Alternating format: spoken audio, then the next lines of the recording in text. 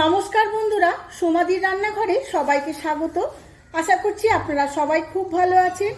আজ একটি দারুণ রেস্টুরেন্টের স্টাইলে স্ন্যাক্স রেসিপি নিয়ে চলে এসেছি, ক্রিস্পি বেবি ফিঙ্গার। এই রেসিপি একবার বানালে বাচ্চা থেকে বড় সবার খুব পছন্দের হয়ে উঠবে, বারবার বানানোর জন্য অনুরোধ করবে। সম্পূর্ণ তার জন্য ভিডিওটি দেখতে হবে।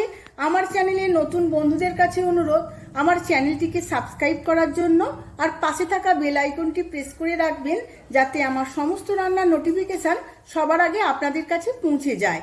আর ফেসবুক বন্ধুদের কাছে অনুরোধ পেজটিকে ফলো করার জন্য। চলুন দেখে নেওয়া যাক রেসিপিটি। ভেটকির বেবি ফিঙ্গার বানানোর জন্য এখানে আমি ছোট ছোট করে কিছু ভেটকির ফিলে নিয়ে নিয়েছি। খুব ভালো করে ধুয়েছি, এবার ম্যারিনেট করে নেব।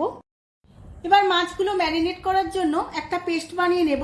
তার জন্য মিক্সিং জারে 1 মুঠো ধনে পাতা, 1 মুঠো পুদিনা পাতা, 10-12টা কাঁচা লঙ্কা আর দেব কয়েকটা রসুনের কোয়া, আর সবার শেষে দিয়ে দেব 1 চামচ চাট মশলা।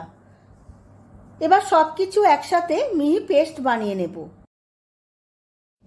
এবার ফিলেগুলোর মধ্যে দিয়ে দেব স্বাদ মতো নুন, আর দেব 1 চামচ গোলমরিচের গুঁড়ো, আর দেব হাফ লেবুর রস। এবার সমস্ত কিছু মাখিয়ে নিয়ে ফার্স্ট ম্যারিনেশনে রাখবো 10 থেকে 15 মিনিট। ফিলেগুলোতে আমার 10 মিনিট ফার্স্ট ম্যারিনেশনে রাখা হয়ে গেছে।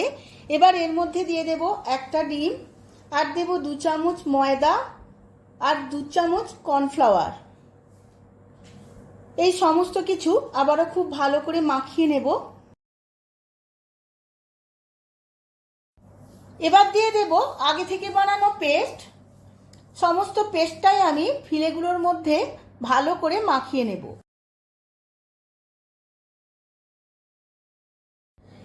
এইভাবে সেকেন্ড ম্যারিনেশনে আরো 20 মিনিট রেস্টে রেখে দেব। রেস্টে রাখা হয়ে গেছে। এবার এর মধ্যে দিয়ে দেব 1 চামচ আদা রসুন বাটা। আমি আদা রসুন বাটা অল্পই দিচ্ছি, কারণ পেস্টে আমি রসুন দিয়েছিলাম।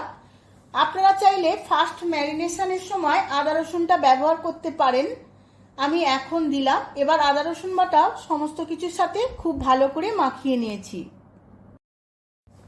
এখন একটা পাত্রের মধ্যে আমি ব্রেড ক্যাম্প নিয়ে নিয়েছি। এবার ম্যারিনেট করা ফিলেগুলো এই ব্রেড ক্যাম্পের মধ্যে একটা একটা করে দিয়ে দেব।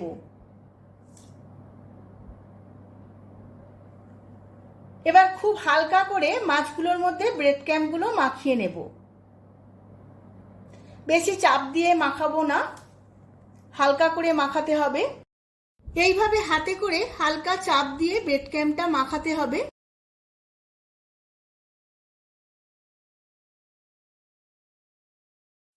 এইভাবে ফিলেগুলোর ওপরে হালকা করে ব্রেড ক্যাম্প মাখিয়ে তুলে নেব।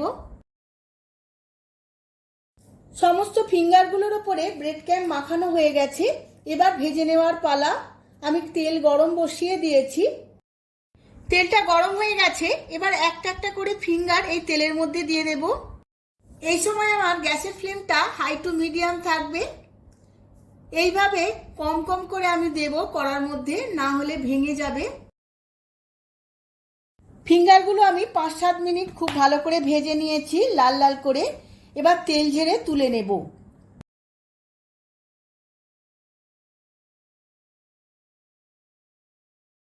আমার সমস্ত বেবি ফিঙ্গারগুলো ভাজা হয়ে গেছে। এবার আমি সার্ভ করে নেব।